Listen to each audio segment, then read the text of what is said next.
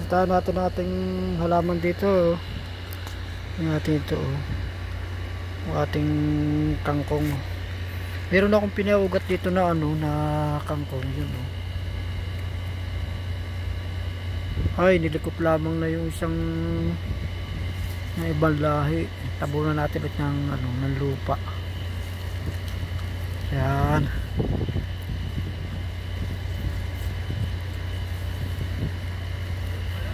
Yan, tinabunan natin ulit. Kasi yan pinapaugat ko.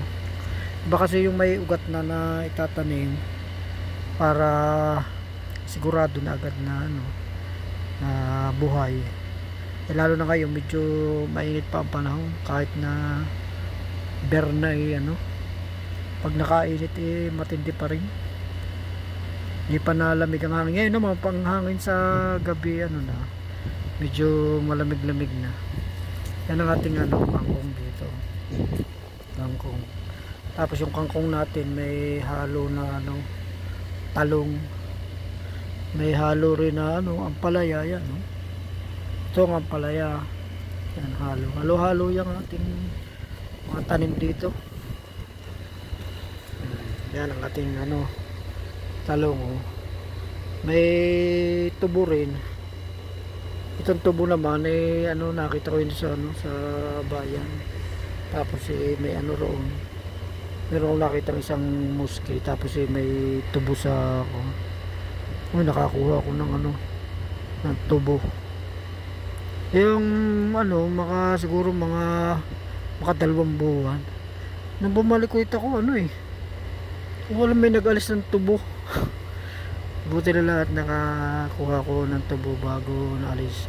Doon kasi sa napagkuhaan ko ng tubo, siguro kaya nila inalis kuhan para mahina kasi ang tubo roon. Dahil sa una-una, paano ko naman magaganda ang tubo roon? Yan, wala naman tubig. Siyempre ang tubo naman, ang gusto rin naman yung kahit paano nadidilig, ay hindi na didilig. Kaya mahina. Siguro na inis yung may-ari, hindi siguro makapakinabang dahil sa mga maliliit din ng pinakatangkay. Kaya yung ginawa inalis na. Tsaka meron talaga na tao na hindi masyadong mahilig sa halaman, kaya inalis. Ay ngayon yun, nabuti naman yan, meron akong tanim dito. Yan, pa rin, kulang pa rin sa kuwan. Ang galaman dito yung mga idinidilig ko lang yung mga yung mga pinagugasan. Halimbawa, nagugas ako ng kaldero na ay yun ang mga pinagugasan nilalagay ko riyan, niipong ko.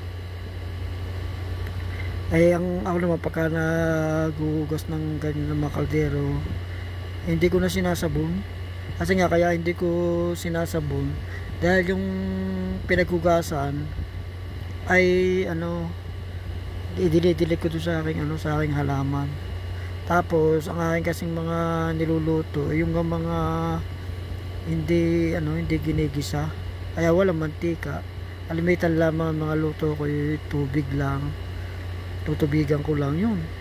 Kaya ang kagandahan doon, madaling hugasan. Kaya kahit tubig lang, nalilinis na yung ang kagandahan pa na nagagamit ko ditong pandilig. Ayan, may malunggay din. Yan, malunggay yun. May malunggay pa yung dati dun sa may pagitan ng ng tubo. Kaso na wala na yung yung malunggay doon. Dito kasi kapag may mga nakakabisita na iba, pag nakikita nyo po may maliit na kinukuha nila, para napapaibig din magtanim, tapos kinukuha nila, tapos tinatanim doon sa kanila. Kaya ang ginawa ko, tanim ako ulit ng kuwan ito na malunggay ulit dito sa ilalim.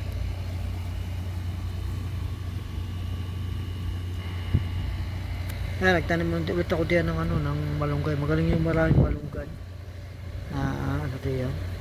Meron nga din ditong sumibol na kundol, oh. Ito kundol ito. Yan namang ano, yan namang kundol, kaya nagkaroon ng ano ng kundol diyan. Dahil sa yung bagang mga yung sa mesol namin dito, eh siyempre yung mga pinaggayata nila dun sa mga balat, mga tinapo na galing sa mesol, ano nilalagay ko diyan. Siyempre merong mga magulang na kawan ay yan sumibol. Kaya yan, oh. Meron tayong ano kondol diyan. Hindi akalain magkaroon tayo ng kondol diyan. Kaya pati yung mga kitchen strap na kawan, itinapon ko diyan kung may nakasama pa lang ano mga buto ng ampalaya. Kaya naman dito may na tubo na buto ng ampalaya. So, yan, oh.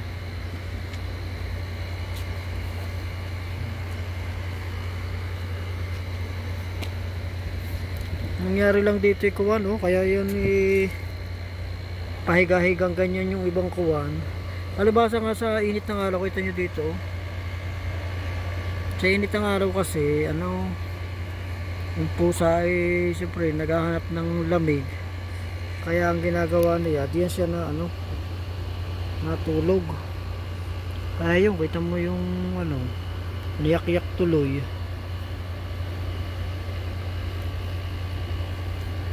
Oh, Philippine. Niyak-yak tuloy yung ating ano, yung ating tanim doon sa kawan. Pero okay lang, ganyan talaga. Yun doon, may kailangan pala maladya ko ng bato doon kasi yung ano, yung may yung kasi akong sitaw doon. Pero kahit pala may bato, nahiga din sila. Ano kayang magandang mailagay doon? Siguro kahoy, ano, kahoy gawa nung kasi ito mo may swivel na rin pala yung isang malunggay doon, oh.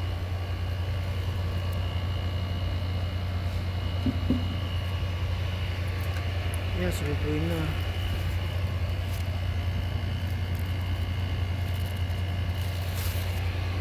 Tapos may papaya doon na sebo. Yun lang ang kalaban din rin isa hanggang ano, pusa, oh. Nabasa hindi rin naman natin masisi yung pusa at naghahanap siya ng lamig. Wala kasing ano din matulugan ng pusa din maganda-ganda. Kaya itong ano, yung sa mga ibabaw ng gulay sana na ano. Kaya ang mangyayari diyan, yung kanyang mga nahiga ng pusa, hindi naman mo pwedeng magulay yan dahil kasi hiniga ng pusa. Kaya ang mangyayari diyan, itatanim na rin. Tatanim. Yan ang mangyayari. Nakakaawa din naman ang pusa kung makikita mo palalayasin ng palalayasin. Ay nakakaawa rin ang pusa. Tamo ring gawang reo.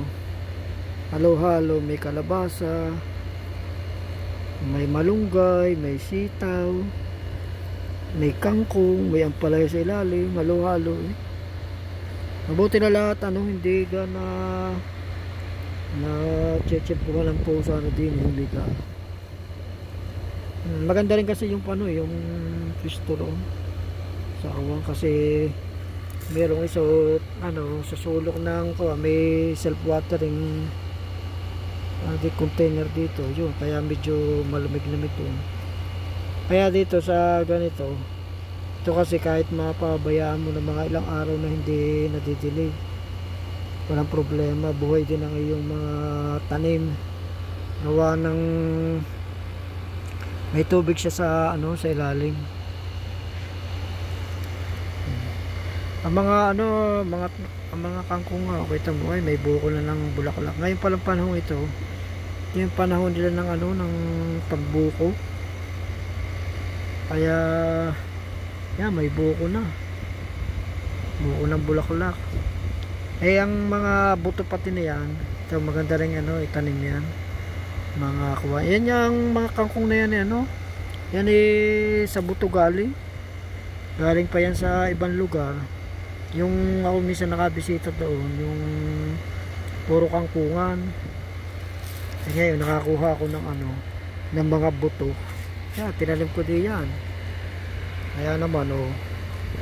Ay kangkong, ayan eh ano, araw-araw ako nakakapanguha din yan. Nga lamang kahit yan ay hinihiga ng pusa. Eh di, doon ang mga hinihiga ng pusa, di pananim na ang mangyayari. Tapos eh yung ano, yung katulad dito mga nakatayo. Ako ang ginagamit ko diyan ano, na pangkuha na ano, blade. Dati may blade ako dun eh. Nawala, nahiga ng pusa. Ay dito. Dito. Yan, narito ang blade ko. Ayun, ang aking blade yan, no. Kaya makuha tayo ng ano. Makuha tayo. Alam mo, tamang panguha ng ano, ng kawagar to. Kita mo, kukuha natin yan. Dapat, ano, puputulin mo yan ng ano, ng sagad sa lupa. Hindi yung sagad sa lupa para maganda ang kanyang tubo. Yung malapit sa lupa, para hindi man sagad yung malapit sa lupa. Yun. Yan o. Yan yung sagad sa lupa. Tapos yun. Meron na tayong isa.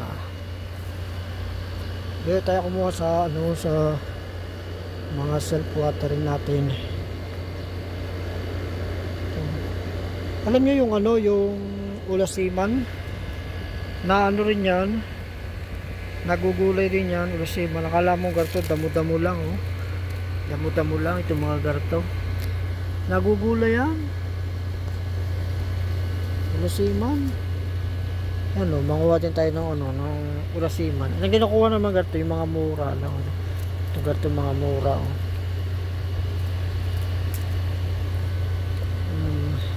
At may mga langaw diyan, malinis naman yung langaw na yan kasi sa mga halaman sila nakano. Kaya huwag kayong matitiri diyan sa mga ano, sa mga langaw na yan. Kasi kapag langaw doon sa mga marurumi, edi yung nakakadiri yun.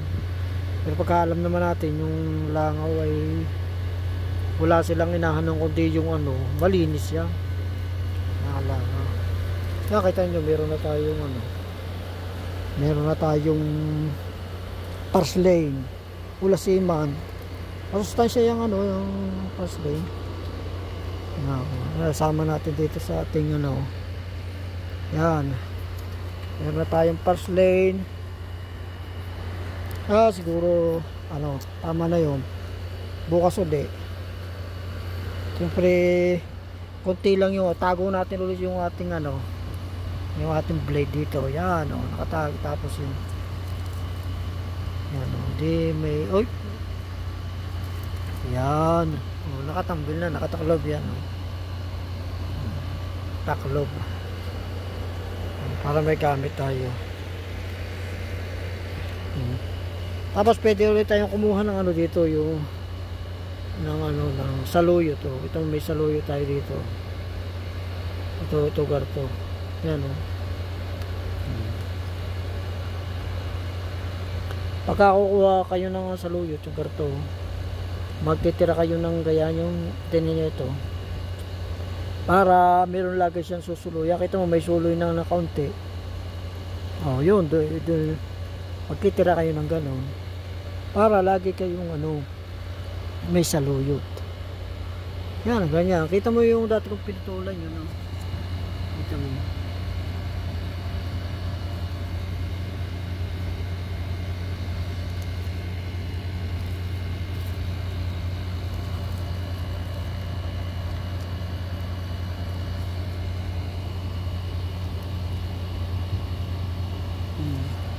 Ayun, dati kong ano, pinutulan na yun.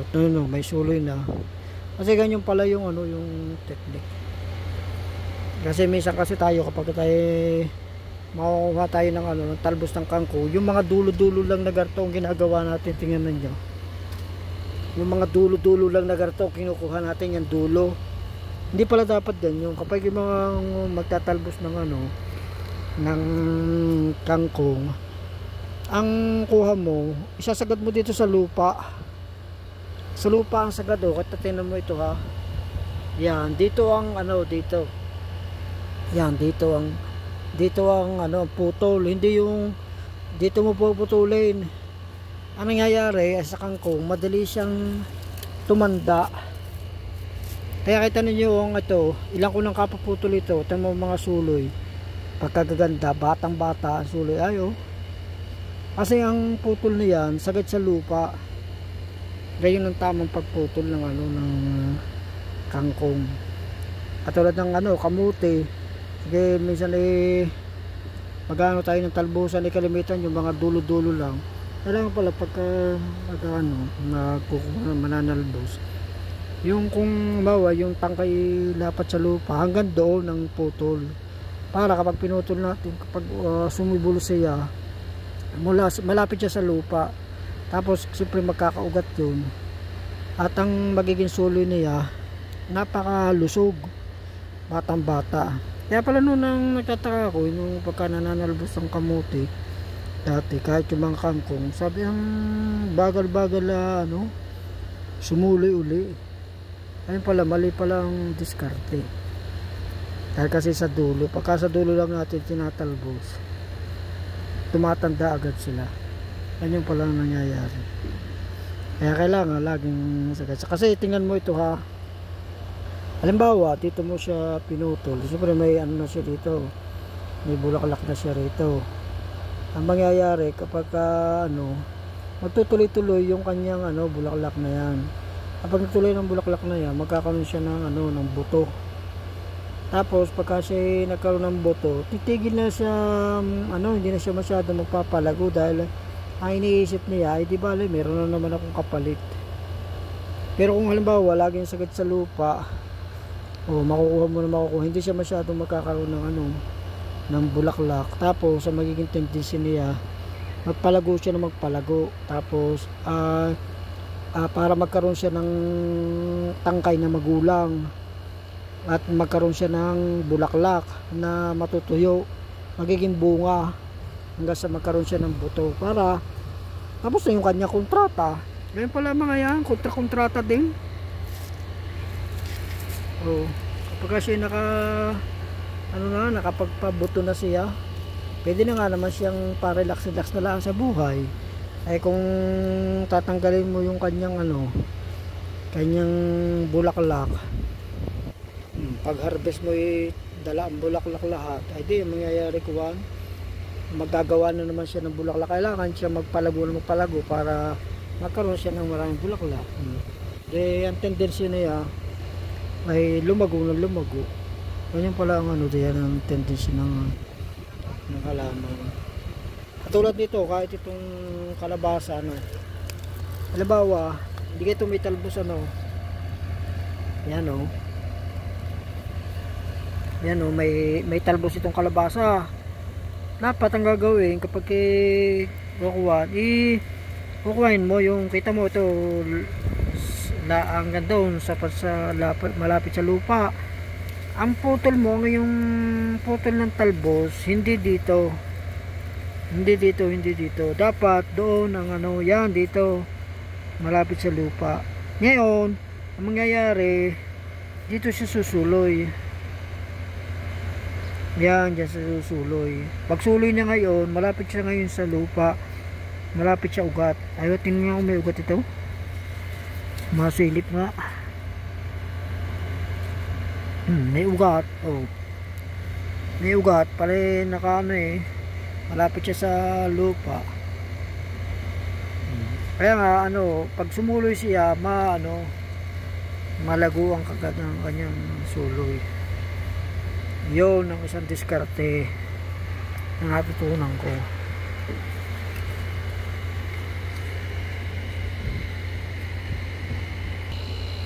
Kaya yan ang ating kangkongan diyan. Tapos ang ginagawa ko diyan, pagka uli lang yung mga malalago, yun ang aking hina-harvest. Tulad ito medyo malago na. Yan, ito lang harvestin ko bukas. Tapos kapag ka dito siya sa malapit sa lupa. Yan, katulad dito, itong isa, dito ang harvest na yan, dito. Yan, malapit sa lupa. Ganyan ang pag-harvest. Ay, dati noon ako kung mag-harvest, alam ba, mag-harvest ako dito puputulin ko lang dito. Matitira ngayon ito. Ngayon may bulaklak na siya ngayon. Kaya pala hindi masyado sila nagsusuloy. Tapos pag sumuloy sila, parang madalang siyang, mabagal siyang lumago. Yung pala ang technique daw. Nahuli. Pero maganda pala yung technique na yun. Ito naman ang ating ating patula. Ito ang ginagawa ko naman dito sa sa patula. Hindi kasi siya hindi pa kasi siya pwedeng gumapang ng diretsuhan. Dahil kasi hindi pa niya kakayanin yung yung temperatura. Masyado pang mainit. Ay ang ginagawa ko diyan kapag kagarto, pinapaikot ko lang siya, kaya kita niyo ito, paikot na paikot. Kaya pinapaikot ko lang. Tapos itong mga talbos na ito, yung ginagawa ko, nilulubog ko diyan ganyan, Yan, nilulubog kong ganyan yung mga para hindi muna siya kasi malambot yung mga yung malambot Tapos ito, tingnan mo ito, iikot ko rin kaya yan. Para bukas, hindi naman siya mainitan. Ito naman, kaya ilalagay ko naman dun sa ilalim yan ito. Yan, lagay ko sa ilalim. Para hindi siya mainitan. Gayon. Iwas. Kapag ka ang medyo ang hangin ay malamig-lamig na sa sa araw. Yung saka natin hayaan na siyang lumago. Sa ganito kasing lugar dapat sana may mayroong net. Kasi para hindi masyado silang mainit. Siyempre wala naman tayong may lagay na ganyan. Kaya ganyan na lang ang diskarte natin para siya maka-survive habang nag-aantay ng ng medyo malamig-lamig na na klima. Kahit paano naman nakaka-survive naman siya kahit paano.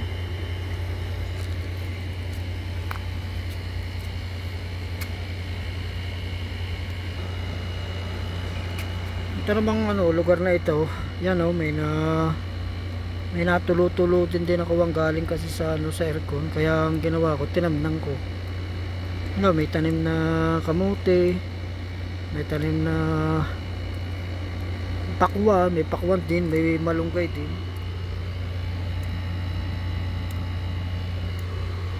May kalabasa.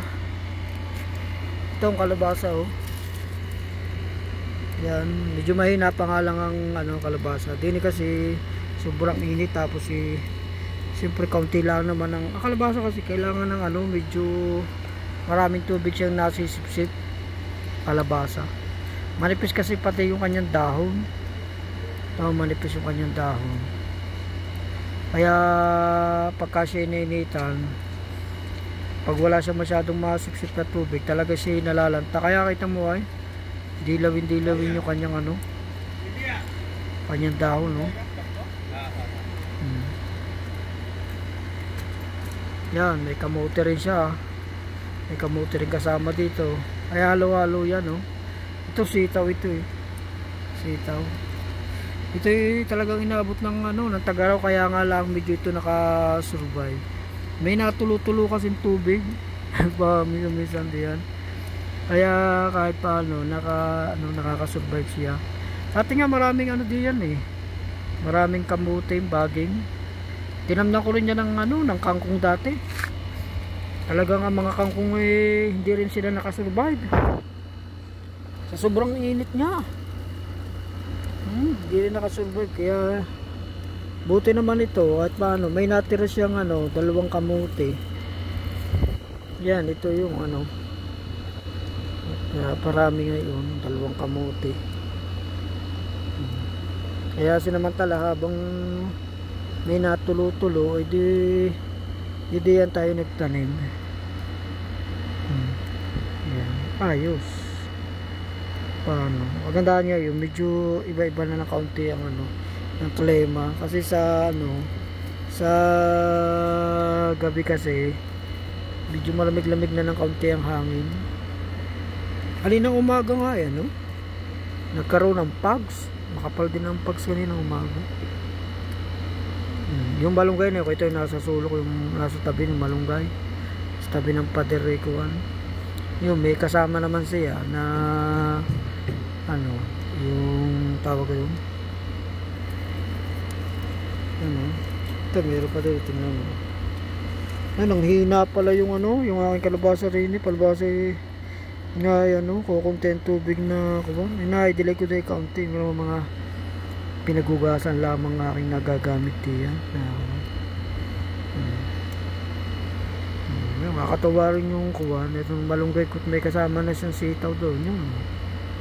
Para siya kahit paano may kausap siya ron. Kasi nagsusulo-sulo siya doon eh. Kaya nilagyan ng ano, sitaw para may kasama. Para hindi nalulungkot. Kaya itong aking nalaman ito, halo-halo ito eh. Magaling yung may kasama para lagi silang masaya. Ayan. O siya, sige, maraming salamat.